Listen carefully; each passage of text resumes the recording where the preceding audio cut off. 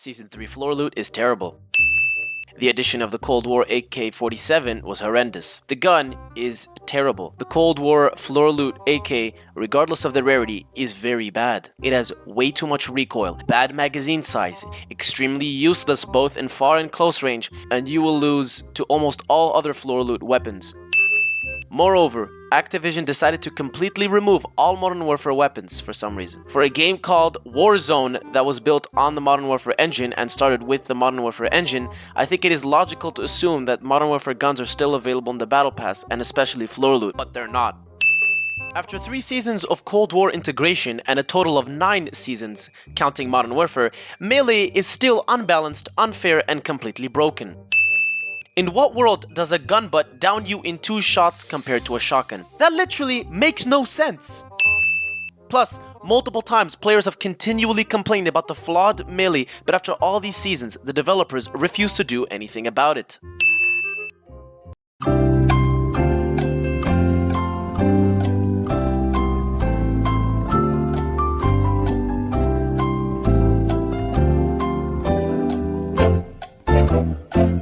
Visibility is still a huge problem in this game after all these seasons, and constant requests from the player base to improve visibility in extremely dark areas and environments go unnoticed.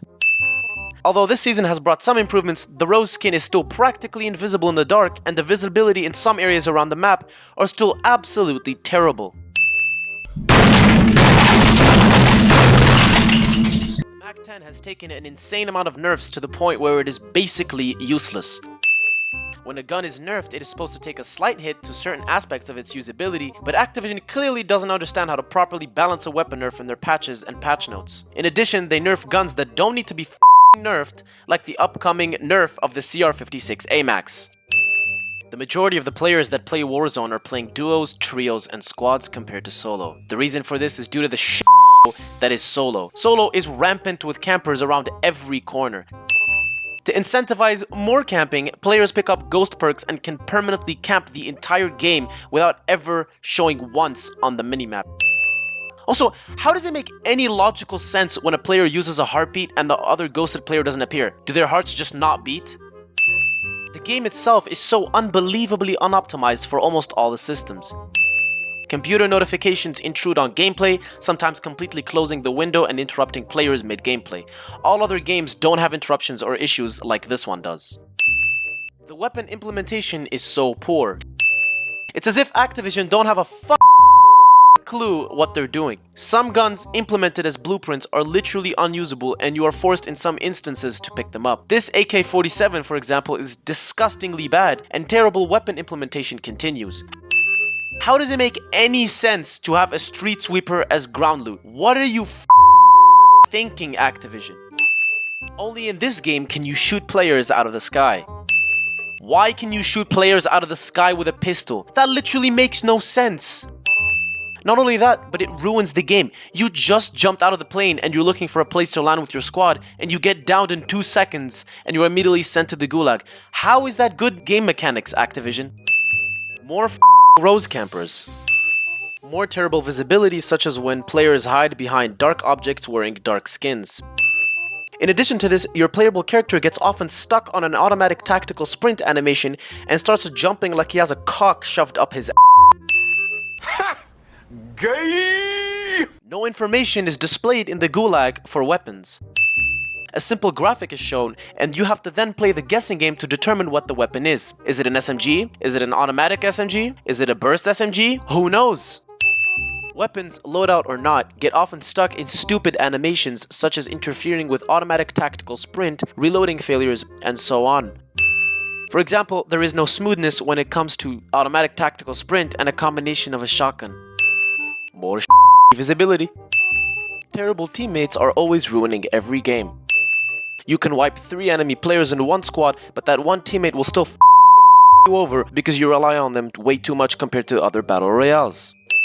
When a player is beneath you, or you have high ground such as on a staircase or a hill, and you try to shoot at the enemies while dragging down to aim, for some reason, the mouse decides to have a seizure and becomes paralyzed. The mouse then doesn't move for several seconds until you have to manually force it to move somewhere else before re-aiming. 8 out of 10 times you die because you can't even react fast enough. Is there some magical aimbot that takes over your mouse and purposely you over? Who knows? These are the questions of life. Every time you buy and call a loadout, all hell descends upon you and your squad. Why is there a glaring red smoke notifying everyone and their grandma that your team just bought a loadout? It is very frustrating and results in less games played. There have been sessions where teams get a loadout once in 20 games played. What the No! Call of Duty Warzone servers are absolutely atrocious. Multiplayer lags way too much between friends playing together on private servers. They removed dedicated servers that took into account the regional differences, which makes no sense. In addition to this, you can be connected to Ethernet and running a connection at 900 megabits per second, but the server itself is so unstable that you have 5 or 10% packet loss, completely destroying the gameplay experience. The frequent game crashes across consoles and PCs are immeasurable.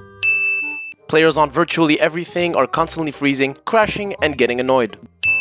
Dev error 6661? How many codes for errors are there? Apparently there are more error codes than STDs in Hollywood. Some weapons that can be found in supply boxes and floor loot across the map are insanely broken. Last season it was the FFAR. This season it's the Street Sweeper. Clearly, the at Activision haven't properly dedicated the time and effort to determine if the weapons are balanced or in need of a rework. As a result, we get stupidly overpowered guns that become meta for the whole season and people start building loadouts around them and you get a perpetual cycle of retardation. Sometimes, warnings of a precision or cluster strike are not displayed on the screen and you walk into a building to push an enemy team only to randomly have your character collapse. No bullets, no melee, no grenades, nothing. You just sit there waiting for your teammates to revive you or completely lose the fight because the game couldn't show a message normally. While all 4 players are in proximity, in some instances, 2 players in a squad receive the message of warning while the others don't. What the hell is happening here? The skill-based matchmaking is so unbelievably broken that it's not even funny at this point. If you have one decent or good game with your squad, the game punishes you for it and puts you in an insanely sweaty lobby full of tryhards and their mothers. The problem is that players can reverse boost to get into easier lobbies and this just renders the skill-based matchmaking useless. Nice logic, Activision. There's also information that has been verified that players who buy bundles from the store will get easier lobbies. Yeah, go figure. Ever since the integration of Cold War into Warzone, reticles and weapons, animations, and graphics are broken. Reticles when aiming down sights are invisible, the AK-74U has an invisible magazine, and some guns in the bottom right are invisible or a different weapon model like the PPSH resembling the MAC-10. Does the MAC-10 look anything like the PPSH? Huh? Activision? Stopping power rounds have still not been nerfed, made harder to find, or entirely removed from the game. Some players were getting outgunned in fights that they shouldn't be getting outgunned in. It also makes no physical sense. How does a pistol with stopping power rounds outdamage an assault rifle? That's not how it works! This is a controversial one for Call of Duty players, but I don't care. The meta idea is ruining the game, and the whole point of a loadout is the diverse possibilities. For example, after streamers were deep-throating their clickbait titles in the audience's throat, the Kilo and R9 were used literally everywhere by everyone. Everybody equipped Dragon's Breath rounds and it made the game extremely toxic. If you used anything other than a Kilo, you were going to get lasered. If you used anything other than an R9 for close range, you were also going to get smoked. New players stood zero chance against the meta.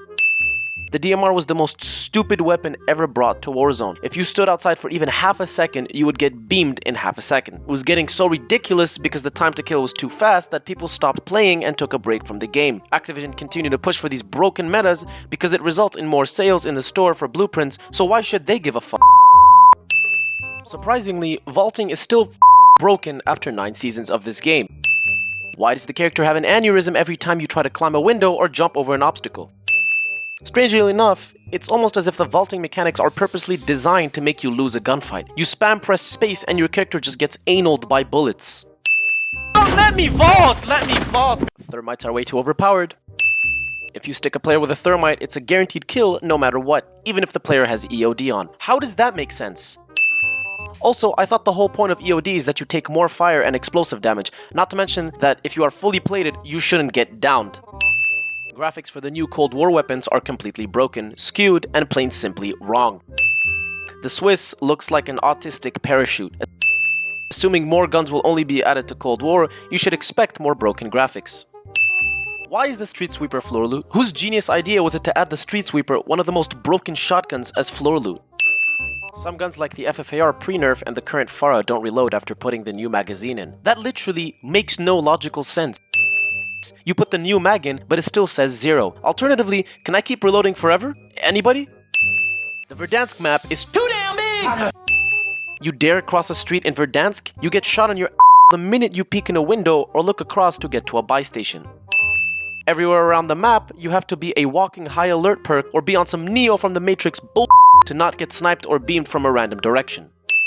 Dead silence is so stupid. It's so stupidly unfair and it should be severely nerfed or plain removed from the game. Logic-wise, again, unsurprisingly, it makes absolutely no sense. You mean to tell me your soldier picks up a leaflet or a book and suddenly he's a ninja? What? What is this? Assassin's Creed? More camping. In the world of Call of Duty Warzone, apparently a heavily sized, full armor 4x4 SUV can blow up simply by colliding with a small-ass buggy rover. What? That literally breaks the laws of physics. Activision, how could you not know how force and conservation of Oh, I'm boring you all, aren't I? Well, I guess I can go myself then. Activision has now banned the use of third-party software such as Warzone Companion and Overwolf, apps that indicate the skill level of the lobby and indicate whether or not there are cheaters in your lobby. So let me get this straight, Activision. You banned third-party software that tells me if there are cheaters in my lobby so I can leave, but not ban third-party software like engine owning, a clear-as-day cheating software? I can't with this company. Speaking of cheaters, aimbotting, and hackers, the game is rampant with them. The game is rampant with cheaters because after 9 goddamn seasons, there is still no anti-cheat.